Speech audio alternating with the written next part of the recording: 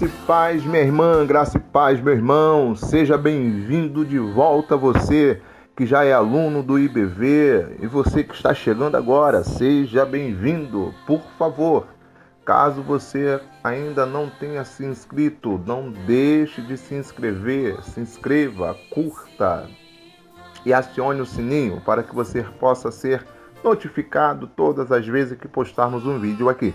Meu nome é Ricardo, estou aqui para desenvolver uma missão teológica pela nossa Junta de Missões GEAB. GEAB quer dizer Jesus é a Esperança da África e do Brasil. E pelo IBV. IBV quer dizer Instituto Bíblico Vida. Nós desenvolvemos essa missão teológica no Brasil, fora do Brasil. Aqui no Brasil nós temos alunos em vários estados, enfim, estamos aqui para cooperarmos com o reino. Hoje nós vamos tratar de um assunto hiper mega importante. A matéria de hoje é Introdução ao Novo Testamento. Os livros do Novo Testamento não foram escritos na ordem em que aparecem na Bíblia. Não devemos presumir, por exemplo, porque os evangelhos são os primeiros livros do Novo Testamento, eles foram escritos antes das cartas de Paulo. Queridos, graça e paz, aqui quem vos fala é o evangelista Tiago. Estaremos dando início à nossa aula sobre introdução ao Novo Testamento. Antes de iniciarmos a nossa aula, eu gostaria de, nesse momento, orar com vocês e gostaria que vocês me acompanhassem orando no nome de Jesus. Soberano Deus, eterno Pai, Criador do céu e da terra, queremos, ó Deus, uma vez mais, ó Deus, nos colocar na total dependência do Teu Espírito Santo para que o Senhor nos conduza em todo o conhecimento da verdade. Abençoe, Senhor, a cada aluno, ó Deus, que estará, ó Deus, conectado conosco através desta aula, ó Deus, a cada ouvinte, ó Deus, que o Senhor possa abençoar, ó Pai, com ricas bênçãos, em nome de Jesus. Queridos, para o início da nossa aula, eu quero recorrer ao texto bíblico que se encontra em Hebreus, capítulo 8, versículo 13, que nos diz assim: quando ele diz nova, torna antiquada a primeira. Ora, aquilo que se torna antiquado e envelhecido está prestes a desaparecer. Antes de nós darmos a nossa introdução sobre o Novo Testamento, se faz necessário entendermos alguns assuntos de contexto histórico a respeito do período que antecedeu o surgimento do Novo Testamento. Ok?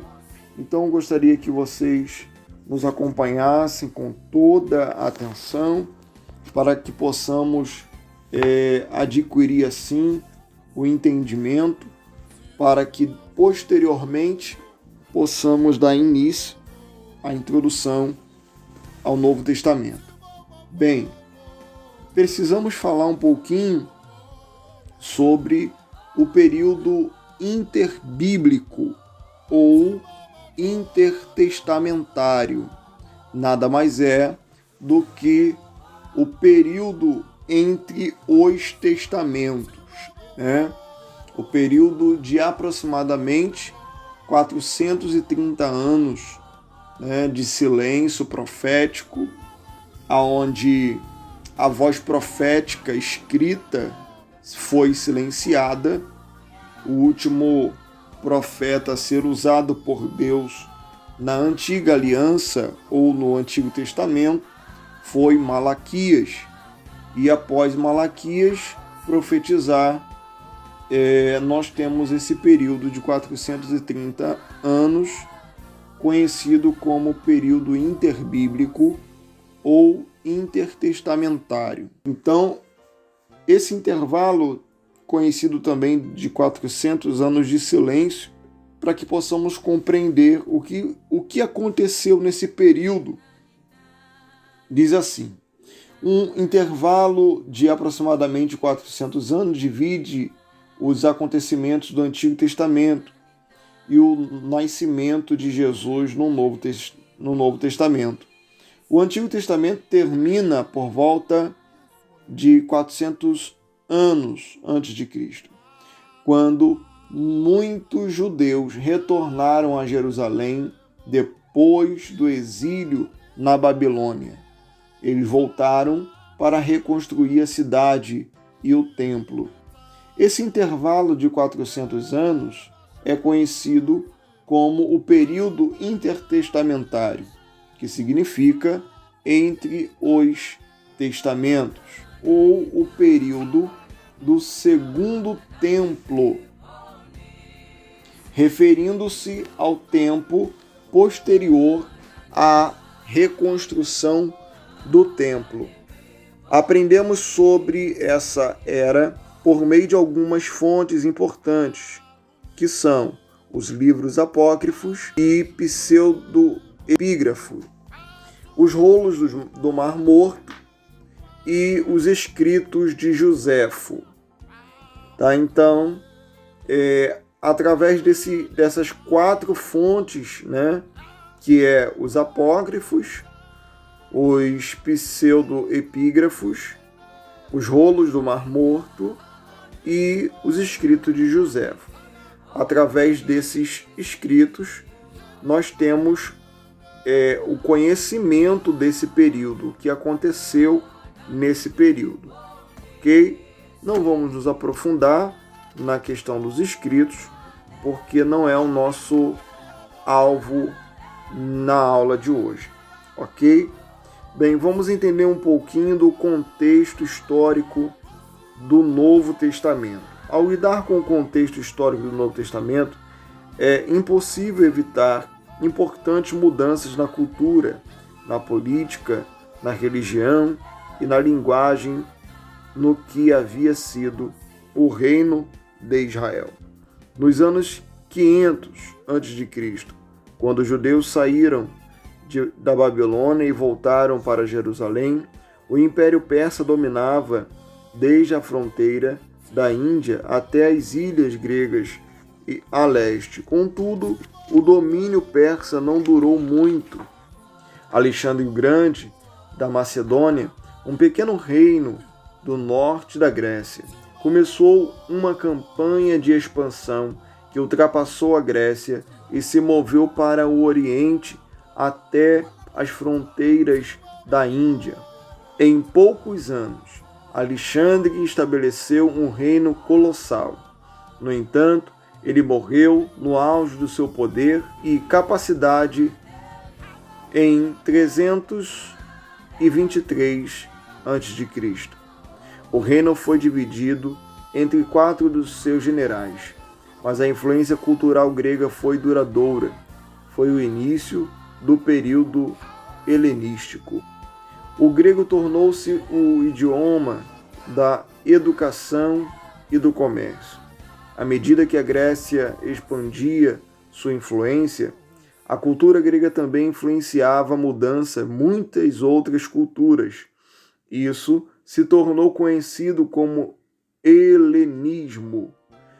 Alexandre fundou muitas cidades, como Alexandria, no Egito, Bactria, na Ásia Central, atual Afeganistão, que se tornaram centros de cultura e influência helênica. Jerusalém e seus arredores também estavam sob a influência do helenismo. Tanto os Ptolomeus do Egito como os Seleucidas das dinastias sírias, descendentes dos generais de Alexandre, governavam a área.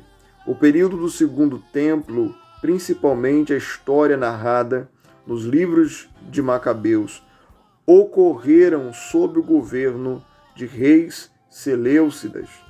mas notavelmente Antíoco IV Epifânio. O título Epifânio significa Deus manifesto, que mostra sua crescente megalomania durante seu governo. Os judeus se revoltaram e buscaram a independência que alcançaram sob a dinastia dos Macabeus e dos Asmoneanos, que governaram de 164 a 163 a.C., como era a época de Esdras e Neemias.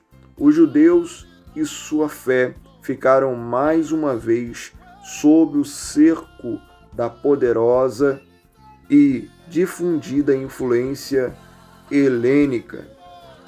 Nessas difíceis condições culturais, o povo da terra desenvolveu um entendimento rigoroso e, com frequência, legalista da religião. Ela se tornou uma luta pela sua sobrevivência, cultura e religiosa. Bem, nesse período também, a partir dessa época, 3 grupos distintos surgiram. Podem ter existido mais grupos, porém, esses 3 sobreviveram passagem do tempo, que são os fariseus, os saduceus, os essênios. O Império Romano, esse período, o asmoneano, terminou quando os romanos conquistaram a região e impuseram um governo regional. Os romanos governaram a região primeiro por intermédio do rei Herodes e seus sucessores, e depois pelos prefeitos, como Pôncio Pilatos em Jerusalém. Em tempo, os judeus se rebelaram contra o jugo romano em 66 d.C., mas isso resultou na destruição de Jerusalém e do templo pelos romanos em 70 d.C. Os eventos do Novo Testamento ocorreram em uma época de dificuldades políticas. O Império Romano havia intensificado seu domínio sobre as regiões como a Judéia, com pessoas que não estavam dispostas a curvar-se aos imperadores romanos. Muitos judeus esperavam e oravam por um Messias libertador, que viria e expulsaria os romanos de Jerusalém e reedificaria o reino de Davi. Deus enviou o Messias, mas não era o Messias que estavam esperando. Ele é muito mais que um líder político. Ele é o Salvador que venceu a morte, derrotou o mal e o pecado, nos permite ter um relacionamento direto com Deus e oferece a vida eterna. O Novo Testamento nos conta a história desse Messias, Jesus Cristo, sua vida, ensinamentos, morte e ressurreição. No Antigo Testamento encontramos a revelação de Deus por meio de suas obras de criação e redenção de Israel, bem como pela lei e pelos profetas. No Novo Testamento, Deus falou-nos nestes últimos dias pelo Filho, a quem constituiu o herdeiro de tudo, por quem fez também o mundo. Hebreus, capítulo 1, versículo 1 e 2. Em Jesus, Deus revelou a plenitude dos seus planos para a humanidade. Deus também estabelece uma nova forma de se relacionar com o povo.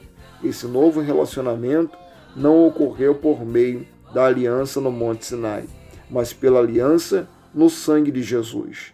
Essa nova aliança com Deus prometeu por meio dos profetas, agora está escrita em nosso coração e selada pelo próprio Deus, o Espírito Santo.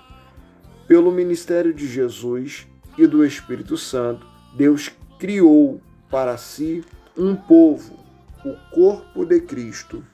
O Novo Testamento também conta a história desse novo povo, a igreja.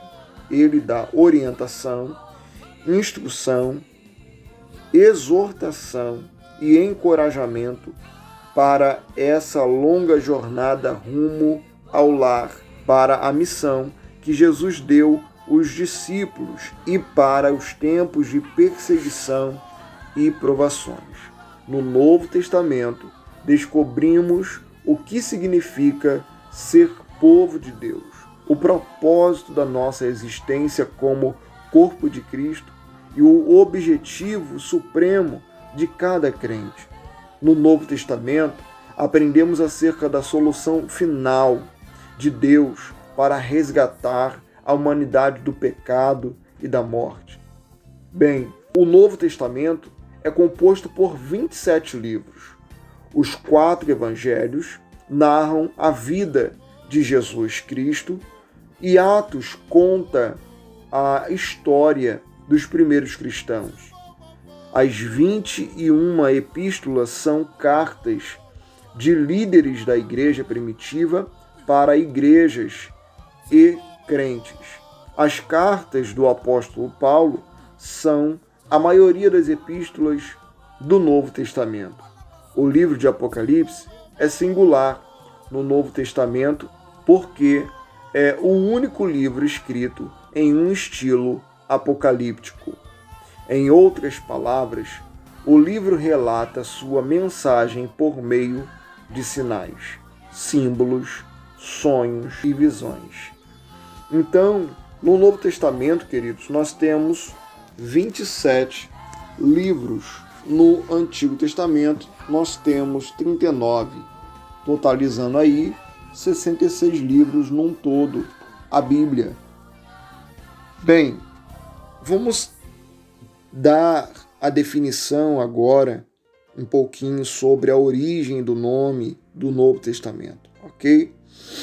A expressão traduzida como Novo Testamento provém de um termo grego que significa o último desejo, testamento. O termo significava um instrumento que podia ser aceito ou rejeitado por alguém, mas cujos termos não podiam ser modificados. Quando aceito, obrigava ambos os lados. As partes contratantes são Deus de um lado e o homem do outro. A expressão novo acordo deriva do francês e significa acordo ou contrato. Vai além de uma promessa, pois esta última apenas obriga uma das partes, enquanto um contrato envolve necessariamente duas partes. Este é o significado do termo aliança, usado em Êxodo, capítulo 24, versículo 1 ao 8, quando o velho acordo é selado entre Deus e o povo, e em Lucas, capítulo 22, versículo 14 ao 20, quando o novo acordo é estabelecido. O Novo Testamento, então, é o instrumento usado por Deus para definir o novo acordo com os homens. Deus define os termos, o homem pode aceitá-los ou rejeitá-los, mas não pode alterá-los. Quando o aceita, tanto Deus como o homem estão obrigados a cumprir seus termos. O Velho Testamento revela a santidade de Deus por meio da lei que todos eram obrigados a cumprir. Já o Novo revela a santidade do Senhor por meio do seu Filho, que permite que todos os que creem em seu nome se tornem filhos de Deus. João capítulo 1, versículo 12. Nesse versículo é interessante porque nós temos o hábito de dizer que todos são filhos de Deus. Mas aqui nós percebemos pela orientação bíblica da palavra do Senhor de que somente aqueles que reconhecem Jesus como Salvador, eles são tratados como filhos. Os outros que não reconhecem Jesus como Salvador, eles são criaturas. Todos nós somos criaturas de Deus. Porém, Ele nos deu o direito de sermos chamados de filho. Mas, para isso, precisamos aceitá-lo como Pai. Isso está em João, capítulo 1, versículo 12. O enfoque do Novo Testamento é na pessoa de Jesus Cristo. Jesus é o centro de toda a Bíblia, principalmente no Novo Testamento. Então, o foco do Novo Testamento é Jesus Cristo. O conteúdo, como nós falamos anteriormente, o conteúdo do Novo Testamento, ele é composto por 27 livros, escrito por 9 autores. Caso Paulo seja considerado o autor de Hebreus, o número de autores cai para 8, escrito em um período de aproximadamente 50 anos, entre o ano 45 d.C. e 100 d.C. O Novo Testamento pode ser classificado de acordo com dimensões diferentes por tipo literário, por autor e por período. Então, nós temos 3 formas de classificar aqui o Novo Testamento. Pelo estilo, os seus autores e pelo período.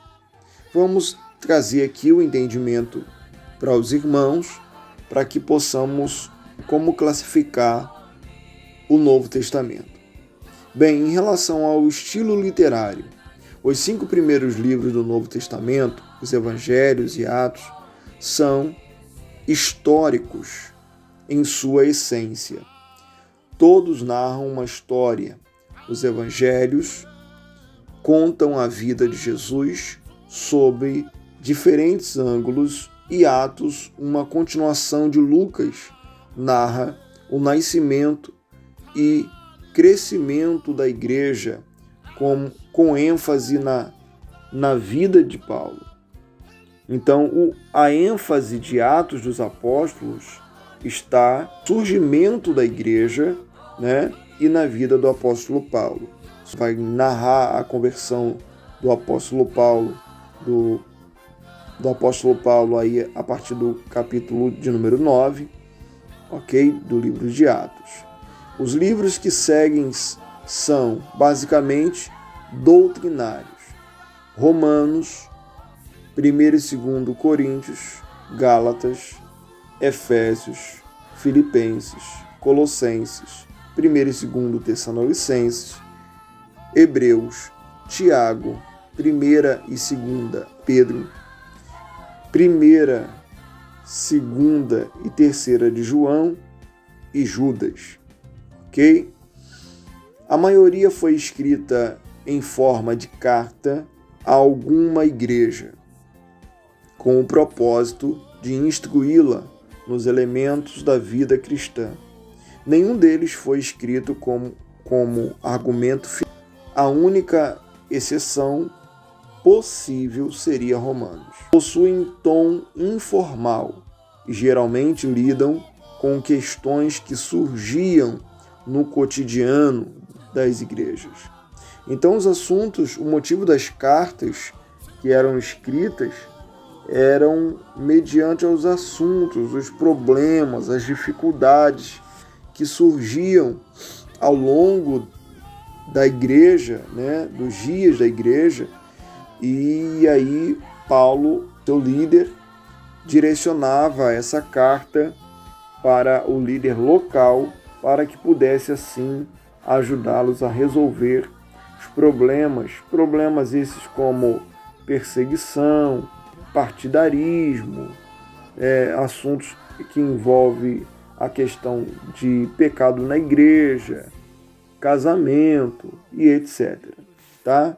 Então, todos esses livros, todas as epístolas em si, ela vai trazer um conteúdo doutrinário. A maioria foi escrita em forma de carta, como nós vimos aqui. Uma exceção possível seria apenas Romanos. Possuem tom informal, como nós falamos, tá?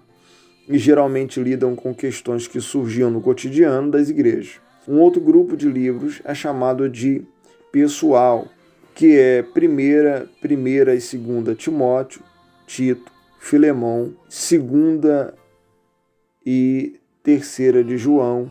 Os escritos a pessoas e não a grupos. Então, por que dessa classificação como escritos pessoais? Porque eram direcionados a pessoas, né? E não a um grupo, por esse motivo. Isso pode mudar a questão da classificação, né, do Novo Testamento e do Antigo também, como de toda a Bíblia, pode mudar de acordo com a literatura. De repente, se você for examinar um outro tipo de literatura, você vai ver que vai diferenciar um pouco a classificação, tá? Mas nada que comprometa o teu conhecimento. É só uma forma de entendimento diferente, mas não compromete a estrutura geral do conteúdo aprendido. Assumiram significância maior com o tempo e se tornaram documentos públicos, escritos a pessoas que exerciam posição de liderança na igreja. Por fim, o livro do Apocalipse, ou Revelação de João, tem a natureza profética ou apocalíptica. Lida com questões do futuro e do presente em linguagem simbólica. Autores. Todos os autores do Novo Testamento eram judeus, com exceção de Lucas. 3 deles eram apóstolos: Mateus, Pedro e João. Esses eram apóstolos. Marcos, Judas e Tiago foram ativos no começo da igreja ou tiveram contato com apóstolos antes da morte de Jesus. Lucas e Paulo, mesmo não tendo sido testemunhas oculares do Senhor, eram bem conhecidos daqueles que o foram. Do autor de Hebreus, nada se sabe. Então aqui, em relação ao autor aos Hebreus, ele é desconhecido. Ninguém sabe quem foi o autor dos Hebreus. A última classificação aqui é os períodos, tá? Os livros do Novo Testamento não foram escritos na ordem em que aparecem na Bíblia.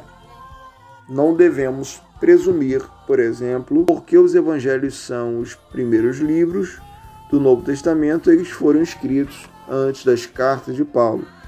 Muitos foram escritos vários anos após os eventos sobre os quais fala.